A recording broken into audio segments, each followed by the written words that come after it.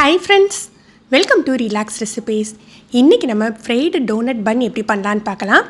இந்த பன்னுக்கு பார்த்தீங்கன்னா ஓவன் எதுவுமே தேவையில்லை, பேக் பண்ண வேண்டிய அவசியமும் இல்லை. கொஞ்சமாக எண்ணெய் இருந்தாலே போதும், புசு புசுன்னு சாஃப்டான பன் ஈஸியாக பண்ணிடலாம். டேஸ்ட்டும் ரொம்ப அருமையாக இருக்கும். எப்படி பண்ணலான்னு பார்க்கலாம். ஒரு கப் அளவுக்கு வெதுவெதுப்பான பால் எடுத்துக்கணும்.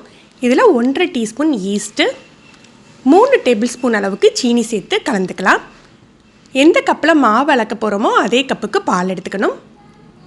இதை கலந்து ஒரு 5 நிமிஷம் அப்படியே இருக்கட்டும். ஈஸ்ட்டு நல்லா ஆக்டிவ் ஆகணும்.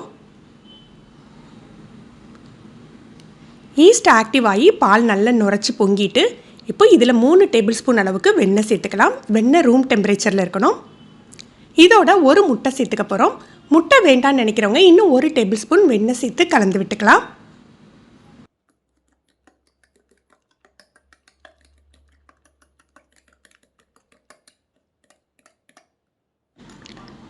ரெண்டரை கப் மைதா மாவு எடுத்துக்கலாம்.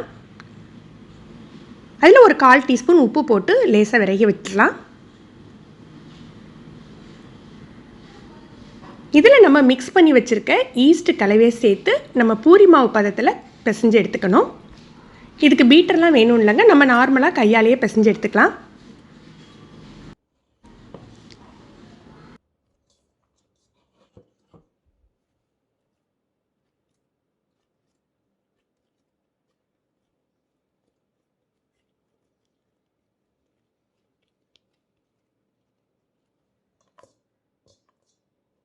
இதில் வெண்ணெய் தடவி நம்ம மூடி வைக்கலாம். கொஞ்சமாக மாவு லேசாக மைதா மாவை தூவி அதில் தடவி விட்டுட்டு நான் 1 மணி நேரம் ஊற வச்சுக்கிறேன். இப்படி மூடி வச்சுக்கிட்டிங்க அப்படின்னா நம்ம மாவை பிரித்து எடுக்கிறதுக்கு ஈஸியாக இருக்கும்.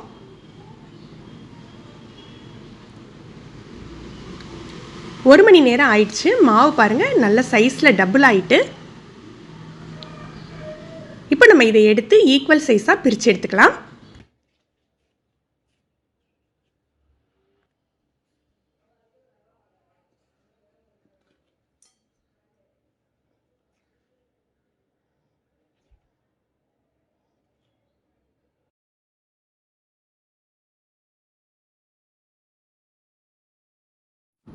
எப்போதுமே பன்னுக்கு மாவு உருட்டையில் உள்பக்கமாக மடக்கி விட்டு நம்ம ரோல் பண்ணிக்கிட்டால் மேல் பக்கம் நல்லா ஸ்மூத்தாக இருக்கும்.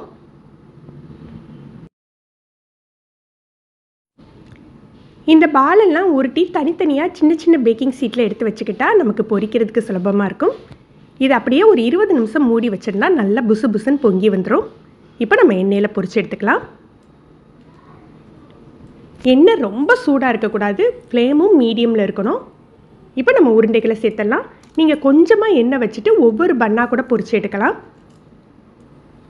உங்களுக்கு ஹை ஃப்ளேமில் இருந்தது அப்படின்னா உங்களுக்கு அந்த பன்னோட டெக்ஸ்சர் கிடைக்காது, உள்ளே புசு புசுட்டு இருக்காது.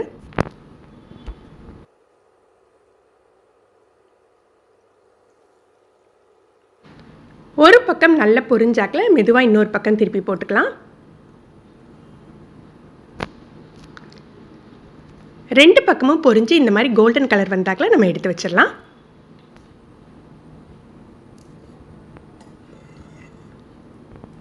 நம்ம பன்னை பொரிக்கையில் மீதி இருக்க பன்னை கட்டாயம் மூடி வைக்கணுங்க. ரொம்ப ட்ரை ஆகிடுச்சு அப்படின்னு சொன்னால் உங்களுக்கு இந்த மாதிரி சாஃப்டாக இருக்காது.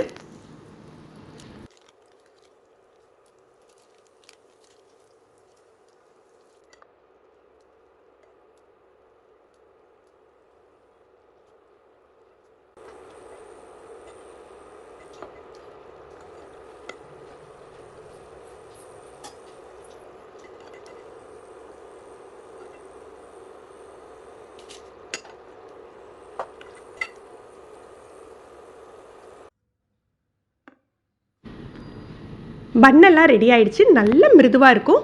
இந்த பன்னில் பார்த்திங்கன்னா இனிப்பு கம்மியாக தான் இருக்கும். மேலே நம்ம சுகர் கோட்டிங் கொடுக்கணும்.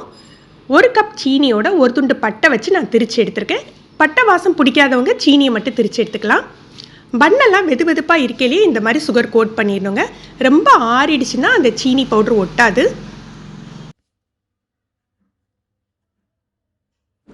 ஃப்ரெண்ட்ஸ், நம்ம ஃப்ரைடு டோனட் பன்ஸ் எல்லாம் ரெடி ஆகிடுச்சு. நீங்களும் இந்த ரெசிபி ட்ரை பண்ணி பாருங்கள். எப்படி இருந்ததுன்னு கமெண்ட் பண்ணுங்கள்.